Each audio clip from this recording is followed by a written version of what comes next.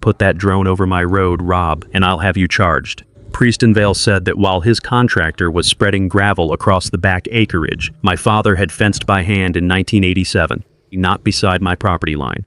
Across it, he claimed an old historic logging route gave him the right to cut through my cedar line, tear down my fence, and build a private road to his planned rental cabins. I did not yell. I did not block the machine. I did not touch the gravel. I launched the drone because from the ground, Preston S. Road looked like a disagreement from the air. It looked like exactly what it was. A shortcut carved straight across my property line. By the time the county inspector overlaid that footage with the survey, Preston's permit did not protect him. It exposed him. Let me back up. My name is Robert Miller, but everybody on County Line Road calls me Rob. I am 62 years old, retired from 34 years of climbing power poles, fixing storm-damaged lines, and getting the lights back on for people who never knew my name.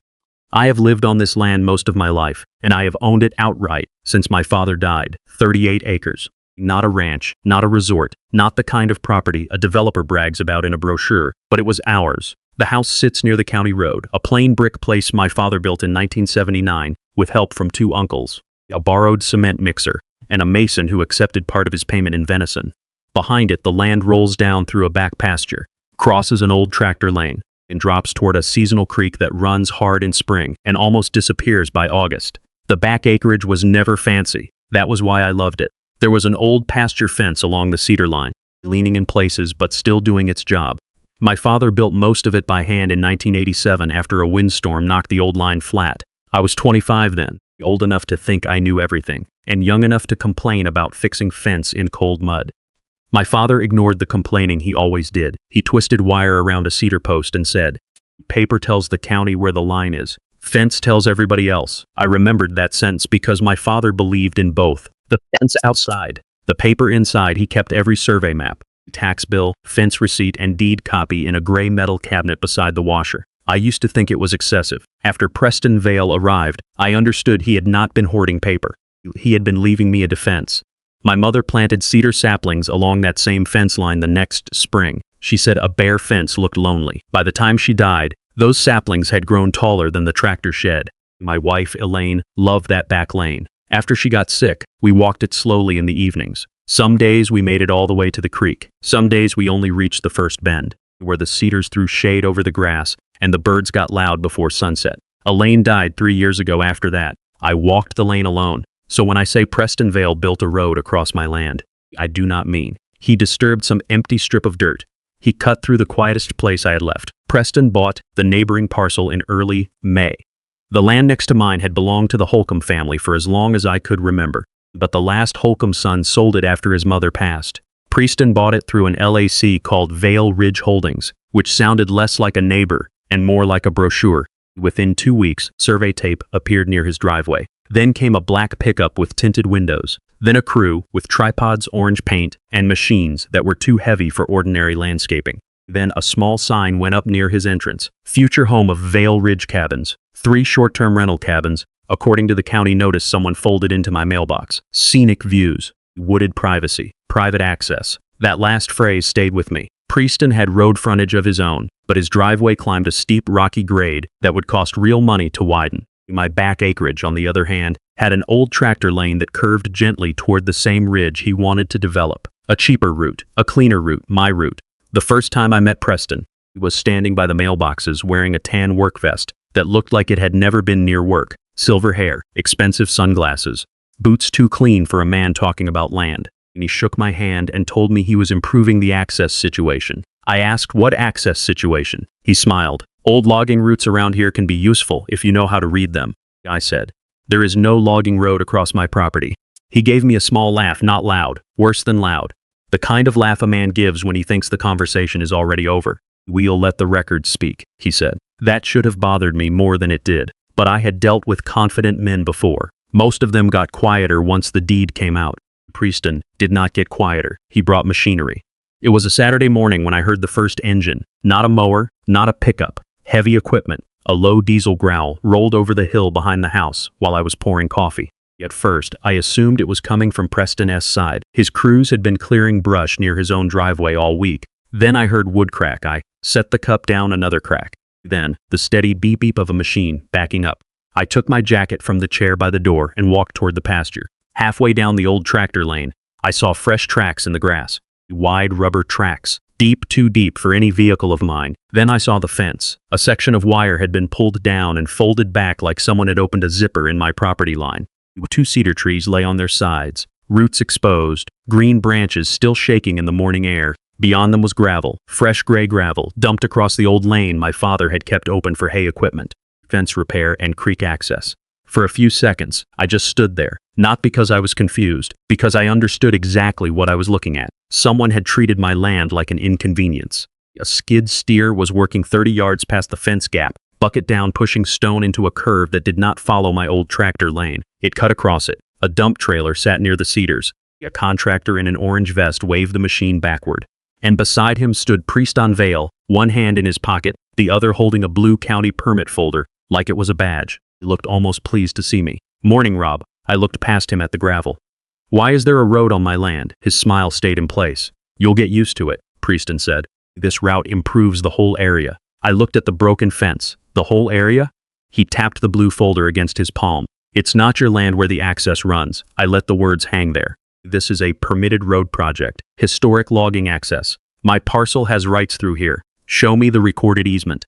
The contractor stopped waving. Preston's expression changed just enough for me to notice. My attorney reviewed the access history. "That is not what I asked. It is in the permit file." "Then show me the recorded instrument." He stepped closer. Not enough to threaten me. Enough to make sure the contractor saw him do it. "Rob, I am not going to debate title law with you in a pasture. You cut my fence. The contractor opened access. You pushed down my trees. We cleared the route. You dumped gravel on my land." Preston sighed, like I was making him explain something obvious. "You keep saying your land. The historical route predates both of us. History is not an easement." That took the smile off his face. Only for a second, then he turned to the contractor. "Keep going." The contractor looked at me, then back at Preston. I pulled out my phone. Preston saw it immediately. "What are you doing?" "Taking pictures. You do not have permission to photograph my crew. They are standing on my property." "That is your opinion." "No," I said. "That is my deed." The contractor did not restart the machine, Preston noticed. "Keep working," he said again, sharper this time. The skid steer moved. I stepped back. Not because I accepted it. Because I was not going to give Preston the clip he wanted. I was not going to stand in front of machinery. I was not going to grab the contractor. I was not going to throw gravel, or cut rope, pull stakes, or touch one piece of equipment. I had worked around enough accidents to know the first angry man usually becomes the easiest man to blame, so I documented. I photographed the fence gap, the broken wire, the cedar stumps, the downed trees, the tire tracks, the quabble, the dump trailer, the skid steer, the contractor logo, the license plates. Preston, standing there with that blue permit folder, while his machine pushed stone deeper into my back acreage. He watched me take every picture. He was not worried, not yet, because from the ground, the road looked messy. Trees blocked the line of sight. The curve disappeared behind brush. A man like Preston could wave his hand and say historic route and make a straight violation sound complicated. That was when I remembered the drone. My grandson Caleb had given it to me for Christmas the year before. He told me I could use it to check fence lines after storms, instead of walking every acre whenever the wind got mean. I had used it twice. Once to look for a missing calf I did not own anymore. Once to take a picture of the creek after heavy rain. I had never thought of it as evidence. Preston changed that. I lowered my phone. "I'll be right back." Preston smiled. "Good idea." I walked to the house, took the drone case from the hall closet, and came back with the controller under my arm. Preston saw it before I reached the fence gap. His face hardened. "What is that?" "A camera with a better view. You fly that over my road," he said, "and we are going to have a problem." "My road." He lifted the blue folder. "Put that drone over this permitted project, Rob, and I'll have you charged with interference." I set the case on the tailgate and opened it slowly. The contractor had stopped again. Preston kept talking. I stopped answering. I placed the drone on the grass, powered on the controller, waited for the signal, and watched the little machine rise above the cedar line. At 30 feet, the fence gap became clear. At 60 feet, the curve of gravel appeared. At 100 feet, there was no argument left. The road did not follow an old logging route. It did not stay near Preston's side. It crossed through the broken fence, sliced across my back acreage, bent around my cedar line, and aimed straight toward the ridge where Preston planned to build his cabins. I tilted the camera down and hit record on the screen. Preston looked smaller. The road did not from the ground. He had a story from the air. I had a map. The drone stayed in the air for 6 minutes. That was all I needed. 6 minutes to capture the broken fence, the fresh gravel, the equipment tracks, the downed cedars, the curve of the road, and the way it crossed my back acreage. Before bending toward Preston Vale's ridge, Preston watched the drone like it had offended him personally. "Bring it down," he said. I kept my eyes on the screen. "Not until I am done recording. You read documenting a permitted project. I am documenting my land." His jaw worked once, but he did not answer. That told me more than anything he could have said. A confident man talks when he has proof. A worried man repeats himself. The contractor stood near the skid steer with both hands on his hips. He was not looking at the road anymore. He was looking at Preston. People who run machines for a living understand one thing quickly. If the property line is wrong, the man writing the check may not be the only one with a problem. I landed the drone in the grass beside my truck, removed the memory card, and put it in my shirt pocket.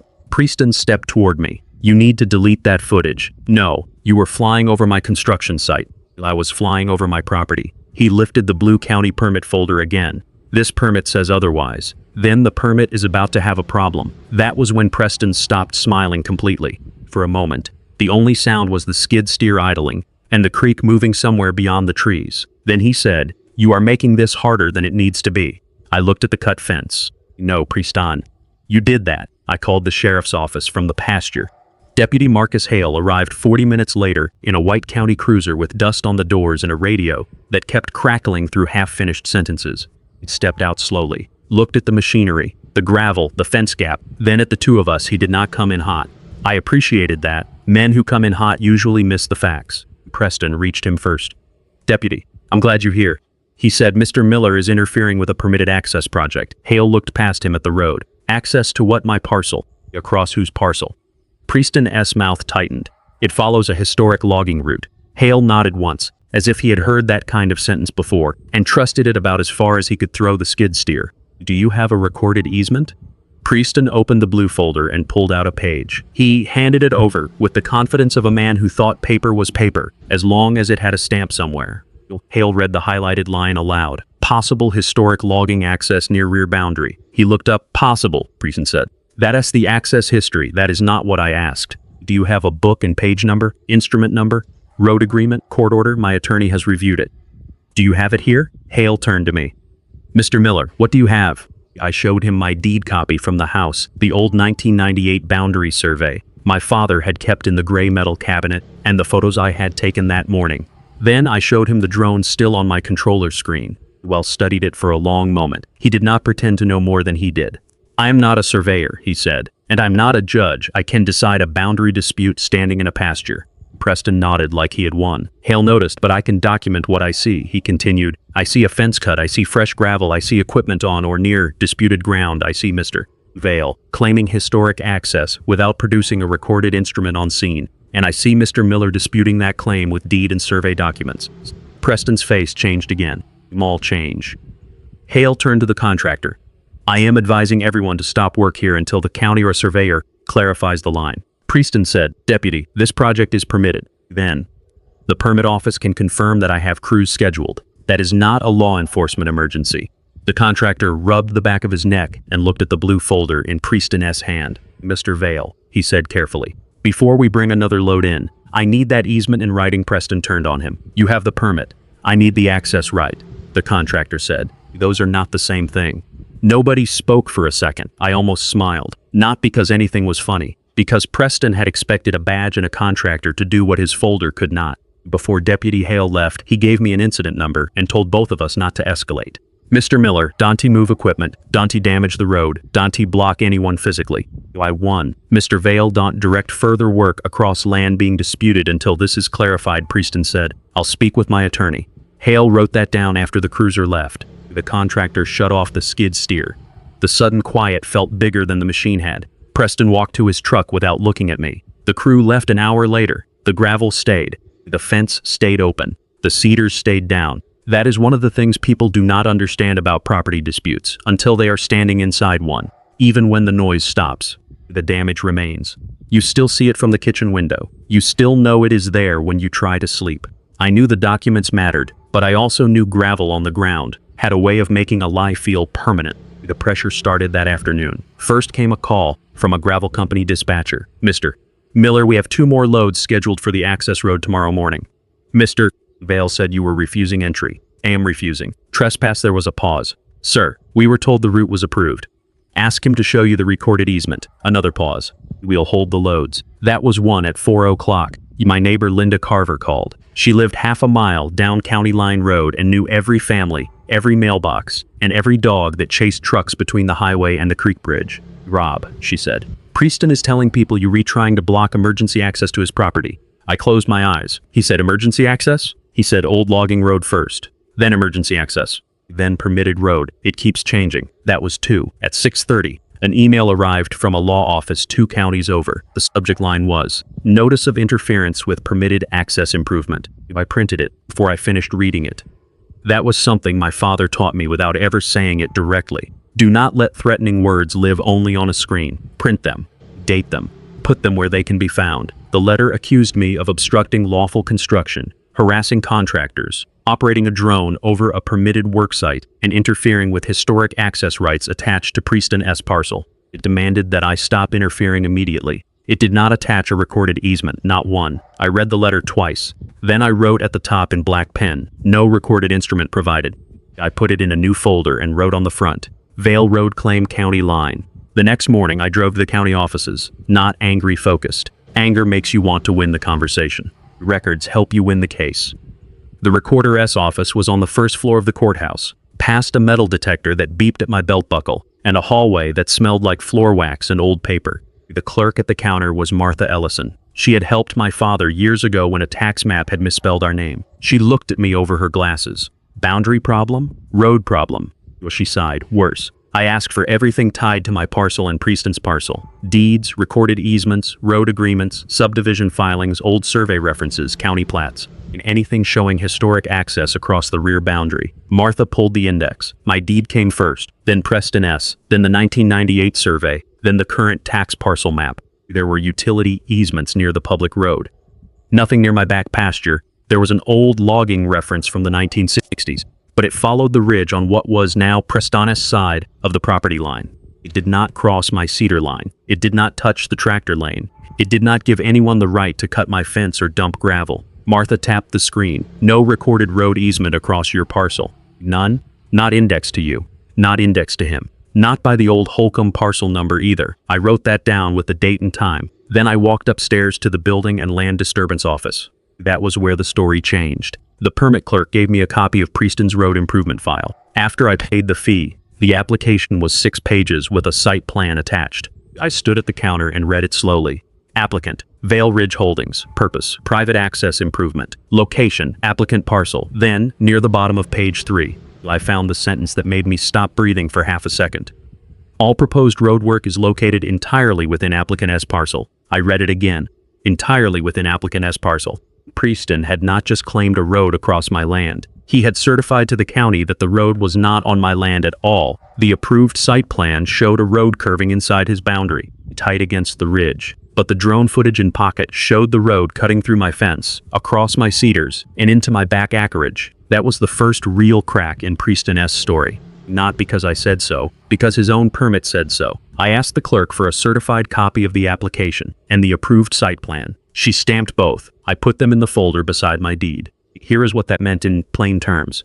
Preston had walked into the county and passed permits to build a road on his land. Then his crew built a road on mine. In the document he kept waving like a shield was about to become the first page against him. When I got home, the gravel road was still there. The broken fence was still folded back. But it did not look the same anymore. Yesterday, it had looked like damage. Now it looked like evidence. That night, I did what my father would have done. I cleared the kitchen table coffee mug to the sink, to the counter, salt shaker, napkin holder, grocery receipt, all moved aside. Then I laid out every piece of paper, in the order the day had given it to me. Photographs first, then the drone memory card, then Deputy Hale's incident number, then my deed, then the 1998 survey, then Preston S. attorney letter, then the certified permit application with the sentence that mattered more than all of Preston S. threats. All proposed roadwork is located entirely within applicant S parcel. I read that line again under the yellow kitchen light. There are sentences that explain a problem, and there are sentences that expose one. This one had not ended anything yet, but I could feel where it was pointing. Before I touched the footage, I copied the original drone file without renaming it.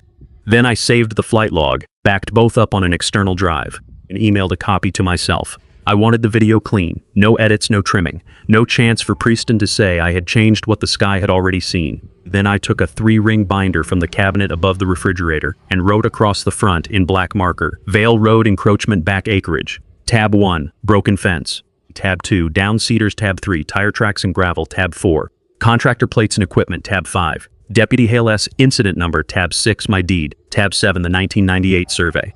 Tab 8, Preston S. deed and parcel map. Tab 9, the attorney letter. Tab 10, Preston S. permit application. Tab 11, approved site plan. Tab 12, drone stills and flight log. I did not add opinions.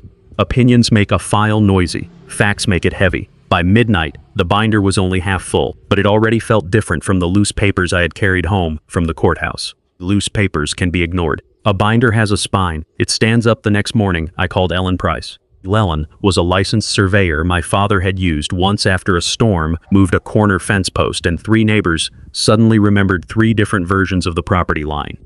She had been blunt then. She was blunt now. Price Surveying. Miss Price, this is Rob Miller on County Line Road. I need a boundary confirmation. What kind of dispute? Neighbor built a road. Across the line or near it? Across it. Everybody says across it. I have drone footage. The pause. Change. Do you have a deed and prior survey? Yes. County permit? Yes. Dante touched the gravel. Where she said, "Don't fix the fence yet. Don't clean up his mistake for him." That was Ellen's way of telling me what the file already knew. The damage mattered because it was still visible. She came out 2 days later in a white truck with aluminum cases in the back and mud on the floorboards. She did not waste time talking about Preston or developers or cabins. She asked where the original monuments were supposed to be.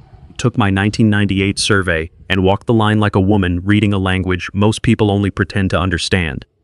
Preston saw her within 10 minutes. Of course he did. We came across from his side, wearing the same clean vest and carrying the same blue county folder, though now he held it lower. "What is this?" he asked. Ellen was setting up her instrument. "The survey work. I didn't authorize anyone to survey my access road." She looked at him over the top of her glasses. "Are you the owner of record for Mr. Miller's parcel?"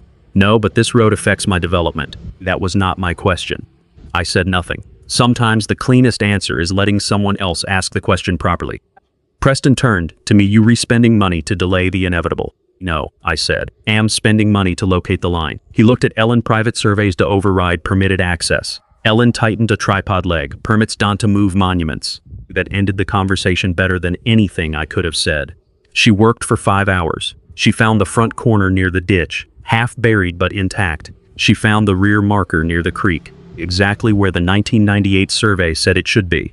She tied the fence gap, the cedar line, the gravel road, the old tractor lane, and Preston S. approved site plan to the recorded boundary. Then she asked to see the drone footage. I set my laptop on the tailgate and played the original file. She watched without speaking. The drone rose over the cedars. The broken fence opened like a wound. The gravel curve crossed through my back acreage and pointed straight toward Preston S. Ridge. Ellen paused the video, backed it up, and watched again. Then she said, "Can you export still frames at full resolution?" "Yes." "Good. I can overlay this." That word changed everything.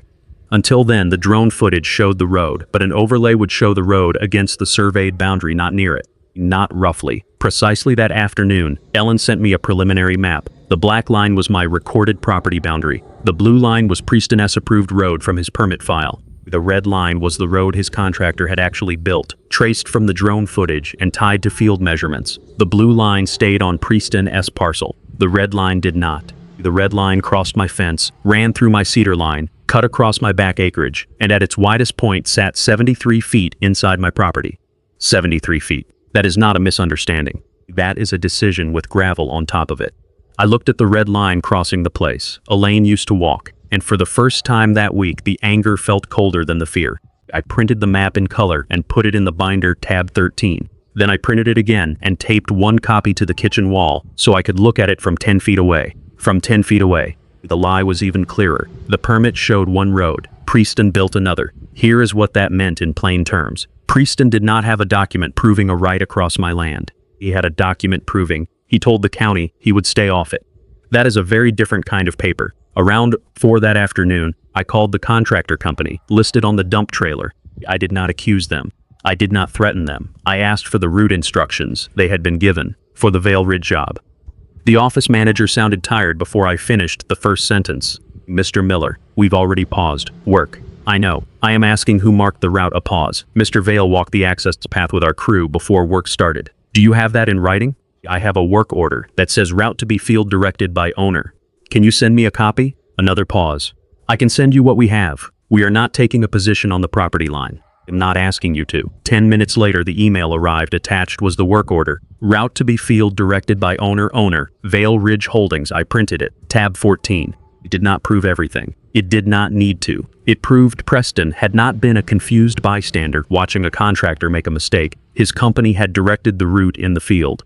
At 5:20, I sent a clean packet to County Inspector Dale Mercer. Not emotional, not long. I included the permit application, the approved site plan, Ellen's preliminary survey map, drone stills, the original flight log, photos of the fence and cedars, the contractor work order, and Deputy Hale's incident number. The subject line was simple. Vale Ridge road work outside approved permit area. Dale called me 26 minutes later. His voice had the flat calm of a man who had seen enough bad permits to stop being surprised by them. Mr. Miller, is the gravel still in place? Yes. Equipment still there? Skid steer is gone. Gravel and fence damage remain. Do not move that gravel before I see it. I wasn't planning to good. I'm going to notify Mr. Vale that no further road work should occur pending inspection and site plan review. That was the first time someone from the county said the words I had been waiting to hear. No further road work. Not because Preston had agreed, because the record had caught up. After the call, I stood at the kitchen wall and looked at Ellen's map again. Blue line, red line, black boundary. My father had been right. Paper tells the county where the line is. But this time, the drone made everyone see it. That evening, Preston drove slowly past my mailbox. He did not stop. He did not wave. 20 minutes later, an email from his attorney landed in my inbox, accusing me of using selective aerial footage to misrepresent a lawful access project. I printed it. Then I placed it behind the overlay tab 15, because by then I understood the rhythm of it. Preston made a claim, the record answered. Preston made a bigger claim. The record got heavier, and the road he had tried to sneak through my cedars was no longer just damage in the dirt. It was a line on a map, a line he could not talk his way around. Dale Mercer scheduled the site inspection for Thursday morning. At 9, he told me to bring the binder. He told Preston to bring the permit file. Then he said one more thing before hanging up. Mr. Miller, this is not a town hall meeting. Keep it clean. I intend to. I'm saying that because Mr. Vale asked if his attorney needed to be present. What did you tell him? I told him this is a permit inspection. If he wants his attorney there, that is his choice. But the gravel is not going to argue back. That almost made me laugh. Almost. Thursday morning came cold and bright. The kind of clear weather that makes every cut branch and tire mark look sharper than it did the day before. I carried the binder to the truck and drove down to the back pasture. The gravel road was still there. The broken fence was still folded back. The cedar trees were still lying where Preston's crew had pushed them down. That mattered. A cleaned-up wrong can become a debate. An untouched wrong is harder to explain. Preston was already there when I arrived. Of course he was. He stood beside his black pickup with the Blue County folder under one arm and a man in a gray suit beside him. His attorney, I assumed. The contractor was there too, parked farther back, not close enough to look loyal to either side. His work order listed him as Briggs. When he stood beside his truck with the posture of a man who had started reading his paperwork more carefully. Linda Carver stood near her fence line with a coffee cup in one hand, while 2 other neighbors had slowed their trucks at the shoulder of the county road. Nobody said much. Country people can watch without making it look like watching. Then Dale Mercer arrived in a county truck with a magnetic seal on the door. Deputy Hale pulled in 2 minutes behind him. Ellen Price arrived last, survey flags and rolled maps in the passenger seat of her truck. Preston looked at all of them and tried to smile. It did not fit his face anymore. Dale started before anyone else could. Morning, I am Dale Mercer, County Building and Land Disturbance Inspector. I am here to inspect work performed under Permit Application VR 214, while issued to Vale Ridge Holdings. I am not here to decide final title. I am not here to settle a private easement lawsuit. I am here to determine whether the work on the ground matches the approved permit and site plan. That was Dale's way, no drama. Just the edge of a knife under a plain sentence. Preston's attorney said my client maintains that the road follows historic access. Dale nodded. Then your client can provide that documentation in the appropriate forum today. I am looking at the permit. Preston lifted the blue folder. We have a valid permit. Good, Dale said. Let's start with that. Preston handed him the folder. Dale took out the approved site plan, unfolded it on the hood of his truck, and weighted one corner with his tape measure. This plan shows road improvement entirely inside the applicant parcel, Dale said. That is correct, Preston's attorney answered. Dale looked at Preston. And you certified that on page 3 of the application, Preston said, based on the access history available at the time. Dale looked up. That is not what the sentence says. Nobody spoke. Dale read it aloud. All proposed road work is located entirely within applicant S parcel. Then, he turned and pointed toward the gravel. So my question is simple. Is this road located entirely within your parcel? Preston did not answer right away. That was when I knew the folder had finally become heavier than his confidence. Here is what that meant in plain English. Preston had not asked the county for permission to cross my land. He had promised the county he would not. His attorney stepped in. The exact boundary is disputed. Llewellyn Price unrolled her map on my tailgate. The boundary monuments are not disputed by the field evidence, she said. I located the original markers, tied them to the 1998 survey, and confirmed the line shown on the recorded plat. Preston turned toward her. That is your private survey opinion. Ellen looked at him calmly. It is a licensed survey based on recorded monuments. If you have a competing survey, produce it. Preston did not. Dale walked to the fence gap. Deputy Hale followed, taking notes. Before Dale wrote anything on his form, he took photographs. The fence gap, the gravel edge, the tire tracks, the downed cedars, the survey flags, the creekside slope, the place where the road crossed from Preston S side toward mine. He did not say much while he worked. That made it worse for Preston. A man arguing can be interrupted. A man documenting cannot. Ellen pointed to the flags she had placed along the boundary. This is the Miller parcel line. The fence is inside it. The gravel starts here, crosses the line here, and continues through Mr. Miller's back acreage. Dale looked at the map, then at the ground. How far inside? 73 feet at the widest point. Linda Carver lowered her coffee cup. Preston's attorney said, that assumes the historic route is not controlling. Dale turned to him. I am not evaluating historic route claims today. I am evaluating whether the road built under this permit matches the approved site plan. It does not. Preston finally snapped. You can just take his side because he flew a toy over my project.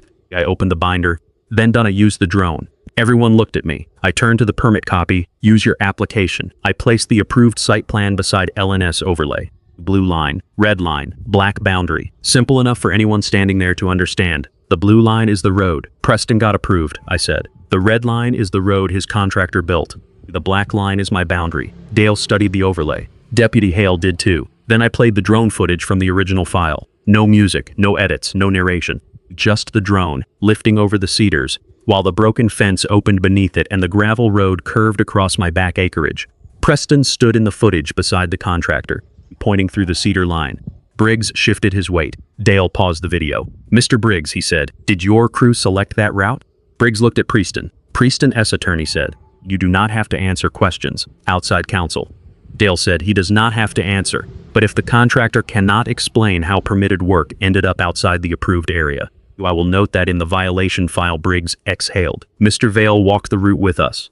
Preston turned red. That is not what happened. Briggs looked tired now. Not angry, just tired of being close to someone else's mistake. You showed us where you wanted the access cut. You said the neighbor knew about the old logging route. I said access was being resolved. You said it was handled. That sentence landed harder than a shout, because everyone there understood what it meant. Preston had not been confused. He had been comfortable. There is a difference. Deputy Hale wrote something in his notebook. Dale walked back to his truck, pulled a form from a clipboard, and began filling it out.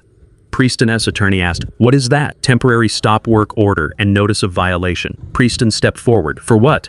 Dale did not look up. Work outside the approved permit area. Site plan mismatch. Possible unpermitted land disturbance. Failure to maintain work within applicant parcel as certified. I'll also be referring the creek buffer issue for review. Preston pointed at me. This is a private boundary dispute. Dale finally looked at him. It became a county permit issue when you certified one road and built another. Nobody said anything after that.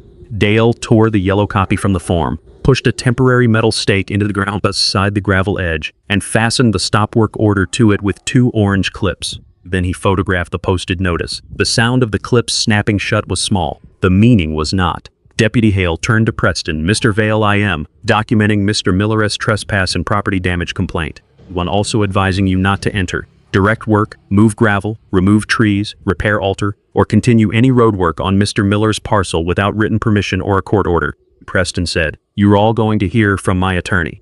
Dale handed the blue folder back to him.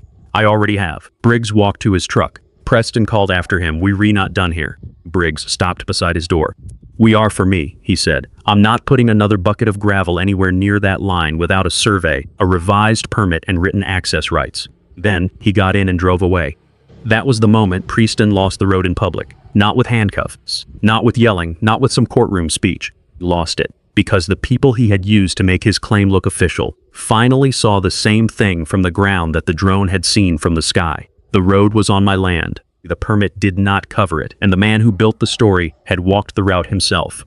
Dale gave me a copy of the notice and told me the county would send written findings after review. Deputy Hale gave me a supplement number for his report. Ellen rolled up her map and said, "Keep the flags in place." I nodded. Preston stood beside his truck, holding the blue permit folder at his side. For the first time since I met him, he had nothing to wave. As Dale's truck pulled away, Linda Carver crossed her arms and looked at the gravel road. "Well," she said, "that shortcut just got expensive." Well, she was right. But I did not know yet that the road Preston tried to save money with was about to become the most expensive part of his entire cabin project. The county's written findings arrived the following Monday. 4 pages, no big language, no drama, just plain government wording, which somehow made it worse for Preston Vale. Dale Mercer's report said, the road work performed by Vale Ridge Holdings did not match the approved site plan. It noted that the actual gravel path extended outside the applicant parcel, crossed a fence line, disturbed ground not included in the permit, and came close enough to the seasonal creek buffer to require further review. It also listed every document reviewed: Preston's permit application, the approved site plan, Ellen Price's survey, the drone stills, the contractor, work order, Deputy Hale's incident supplement, my photographs. Then came the line that mattered. Further road work under permit VR 214 is suspended pending corrected site plan, boundary verification, erosion control review, and resolution of access authority. I read that sentence twice. Then I printed 3 copies, one for the binder, one for my attorney, one for the kitchen wall, beside Ellen's map. Preston had spent a week telling people I was blocking progress. Now, the county had blocked him with his own paperwork. That afternoon, his attorney sent another email. This one was shorter, less threatening. That told me something. The first letter had accused me of interference. The second letter had accused me of misrepresenting the drone footage. The third letter said, Preston remained committed to a neighborly resolution. I sat at the kitchen table and looked at that phrase for a long moment. Neighborly resolution. Neighborly would have been knocking on my door before cutting the fence. Neighborly would have been showing me the legal right before bringing a skid steer. Neighborly would have been stopping when I asked one simple question: where is the document that lets you cross my land? But I did not reply myself. By then, I had learned the rhythm. Preston made a claim. The record answered. So I let the record answer again. I called Marcia Keller. Marcia was a property attorney in the next county, the kind of lawyer who did not waste words trying to sound important. She asked for the binder before she asked for my feelings. That was how I knew. She was the right one. I brought it to her office next morning. She opened it at the conference table and went through every tab slowly. The broken fence, the downed cedars, the original drone file and flog, the 1998 survey, the current survey, the county permit application, the approved site plan, the contractor's work order, the stop work notice posted at the gravel edge, the county findings. When she reached the overlay, she stopped. Blue line, red line, black boundary. She looked at it for maybe 10 seconds. Then she said, "That is a very expensive red line." Marcia's demand letter went out 2 days later. It did not call Preston evil. It did not call him a thief. It did not need to. Good legal letters do not shout. They put the other side in a room with the facts and closed the door. The letter required Preston and Vale Ridge Holdings to remove all gravel from my parcel under county supervision, restore the grade, repair the old pasture fence, replace the damaged cedar trees, stabilize the disturbed soil, reseed the back acreage, and reimburse the costs caused by the encroachment. Survey, drone documentation, fence repair, attorney letter, erosion control review. It also required a written no entry and no interference agreement stating that Preston, his contractors, his agents, and anyone acting through him had no right to enter, grade, improve, drive across, mark, cut, claim, or use my back acreage without my written permission or a court order. The final demand was the one I cared about most: a recorded notice referencing Ellen Price's survey, the county findings, and the absence of any recorded road easement in the county index for the Vale Ridge Cabin project. Not a social media apology, not a handshake, a record, because people like Preston do not always disappear. Sometimes they sell. Sometimes a new buyer arrives years later with an old folder and the same bad story. I wanted the next person to find the warning, before they found a contractor. Priest's first response was what you would expect. He denied everything. He said the route was a good faith interpretation of historic access. He said Briggs misunderstood his directions. He said the drone footage lacked context. He said the county had not made a final title determination. On that last point, he was right. The county had not decided title, but that was the thing Preston still did not understand. Nobody needed the county to decide title for the permit problem to ruin him. His permit said the road stayed on his land. The road did not. That was enough. The county required a corrected site plan before any work could resume. Preston's engineer had to redraw the access road entirely inside his own parcel, climbing the rocky grade he had tried to avoid. Then he had to submit a new erosion control plan because the slope was steeper than the original application admitted. Briggs refused to return without written access rights and a revised permit. The gravel company refused to deliver until the county lifted the suspension. The cabin foundation crew canceled its scheduled start. Every delay cost money, and every solution cost more than the shortcut Preston had tried to steal. A little over 2 weeks after Marcia letter, Preston's attorney asked for a settlement meeting. Marcia told him we did not need meeting. We needed signatures. The agreement was signed after both attorneys revised the language twice. Preston did not admit wrongdoing. Men like Preston almost never do, but he agreed to the things that mattered. He paid for the fence repair. He paid for the damaged cedars. He paid the survey costs tied to the encroachment.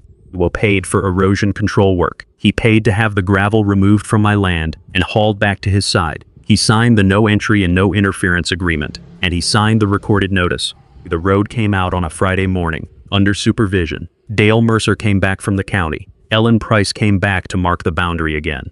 Deputy Hale drove by once and stayed long enough to make sure nobody decided to turn restoration into round 2. Briggs' crew did not remove the road. Preston hired a different company. I think Briggs had learned enough. The new crew scraped the gravel back carefully, loaded it into dump trucks, and hauled it away. They pulled loose stone from the grass, cut out the compacted ruts, brought in clean topsoil, and shaped the ground back toward the old grade. By late afternoon, the road was gone, not healed. Gone is not healed. The ground still looked bruised. The cedars were still missing. The fence was new in a way that made the old line look interrupted, but the shortcut was no longer there. That mattered the next week.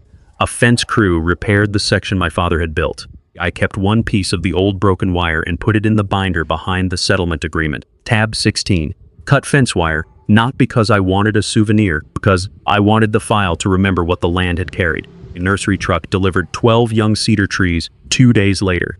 More than Preston had knocked down. Marcia said replacement should account for loss, not just arithmetic. I liked the way she thought. I planted 3 myself near the first bend of the tractor lane, where Elaine used to stop and catch her breath.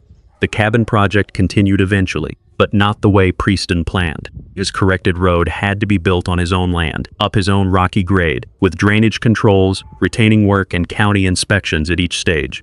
I heard from Linda Carver that the no-access road cost him more than the first cabin foundation. I did not verify that. I did not need to. I could hear the machines for weeks from his side of the ridge, working slowly uphill where they should have been in the first place.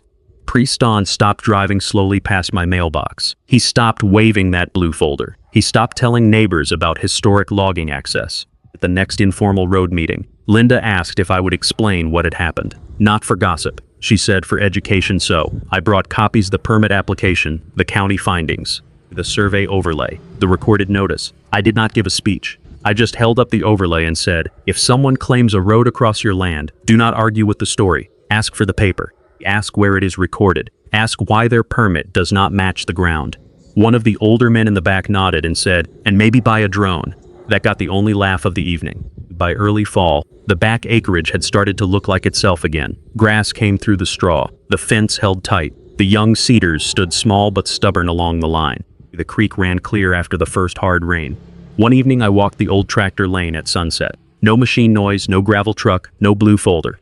Just the sound of dry grass under my boots and birds moving in the cedar branches that were still there. At the first bend, I stopped where Elaine used to stop. I looked at the place the road had been.